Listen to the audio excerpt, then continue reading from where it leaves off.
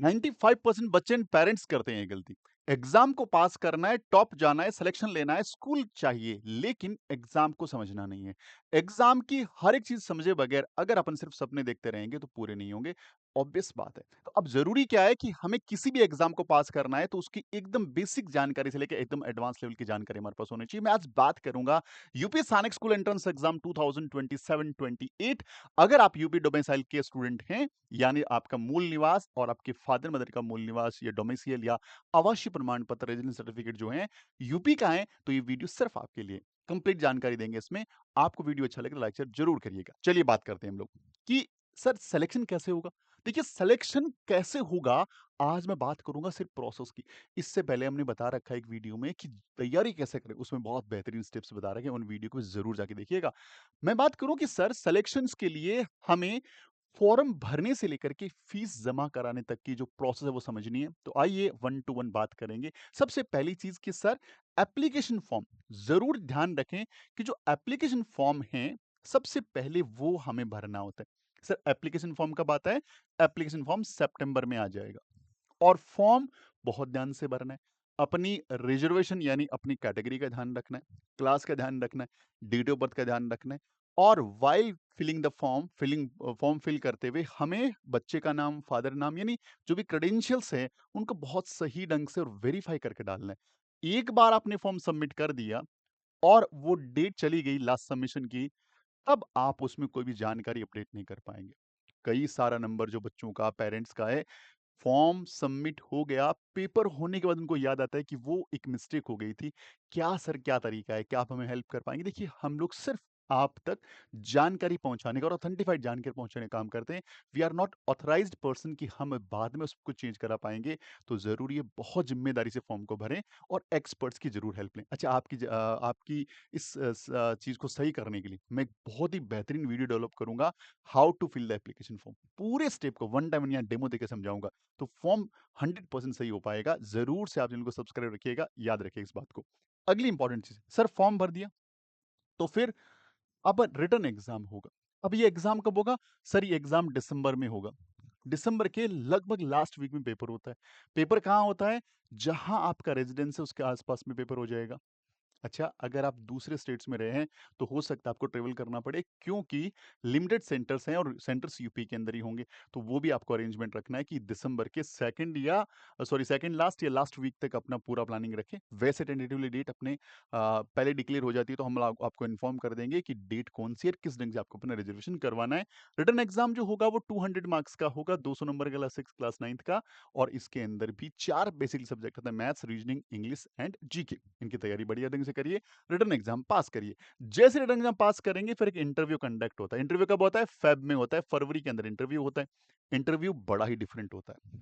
केवल पीआई नहीं है, पर्सनल इंटरव्यू नहीं है। ये नाम तो इंटरव्यू है लेकिन 3 बेसिक स्टेप्स इसके रहते हैं।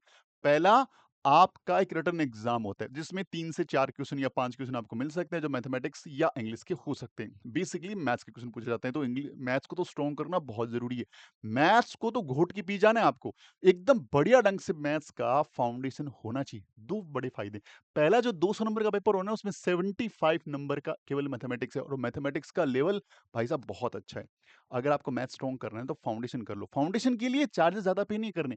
इसी चैनल के ऊपर 59 रुपीज का एक बेसिक फाउंडेशन कोर्स है, जिससे आपका फाउंडेशन ठीक हो गया, वो सही हो जाए, तो हमारे एप्लीकेशन पे जाइए, वहां पे क्लास 9th के बहुत अच्छे ढंग से रिकॉर्ड वीडियोज, और ये नाम मात्र पैसे में आपको मिल रहा है, केवल लिमिटेड अमाउंट में, बहुत कम पैसा आपको मिल रहा है। इसके लिए जरूरी है कि आप इनको बढ़िया ढंग से फर्निश करें, तैयारी करें अपने बच्चे की बढ़िया ढंग से। अब यहाँ पे पहले रिटर्न एग्जाम हुआ। रिटर्न एग्जाम होने के बाद एक फिजिकल एक्टिविटी होती है। वहां पे आपको चिनअप करना पड़ सकता है, आपको रन करना पड़ सकता है, आपको उठक बैठक करना पड़ सकता है, आपको पुशअप करना पड़ सकता है। तो फिजिकली भी स्ट्रांग रहना है। अभी से मॉर्निंग में जल्दी उठो और ये 8-10 एक्टिविटी करना स्टार्ट कर दो। वैसे मैं एक इंटरव्यू पे डेडिकेट वीडियो लेके आ रहा हूँ, उसके उसके अंदर सारे स्टेप्स की बात करेंगे, क्योंकि ये वीडियो वरना बहुत ज्यादा लॉन्ग हो जाएगा।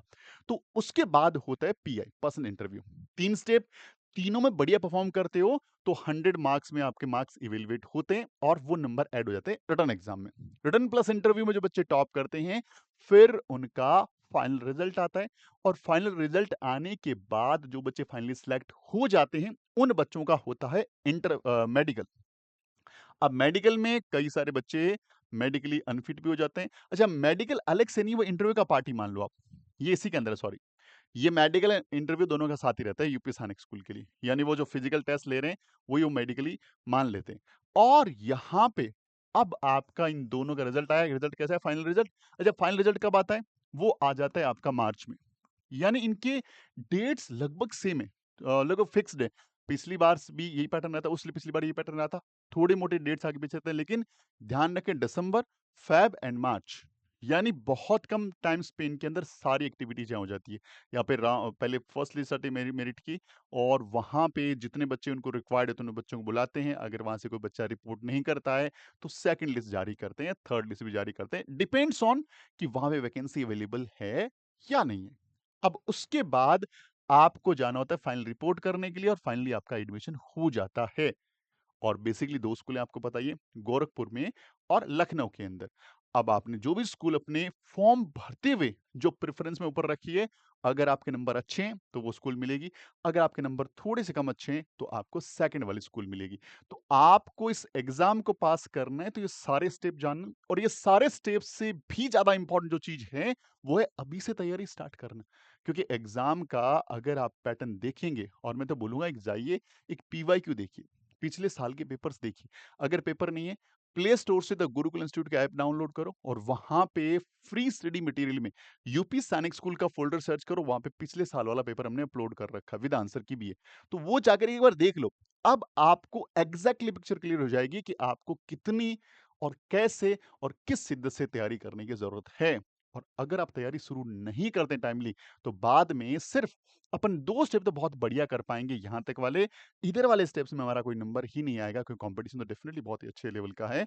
तो ज़रूरी है टाइमली स्टार्ट करिए, और टाइमली स्टार्ट करने वाले बच्चे डेफिनेटली कर जाते हैं। अगर आप एवरेज स्टूडेंट भी हैं, तो आप कर सकते हैं। मेरा एक लॉन्ग वाला वीडियो ज़रूर देखिएगा कि तैयारी कैसे करें। उसमें मैंने एवरेज स्टूडेंट का एग्ज़ाम्पल देकर के चीज़ें बताई है कि हाँ, एवरेज बच्चा भी कर सकता है, बस उसकी स्ट्रैटेजी बहुत स्ट्रॉन्ग होनी चाहिए, कंसिस्टेंसी होनी चाहिए उसमें, हर बच्चा कर सकता है। तो उम्मीद करता हूँ यूपी सैनिक स्कूल का आपका सपना पूरा होगा, और आप उसके लिए सारे स्टेप को बहुत ही बेहतरीन ढंग से करेंगे।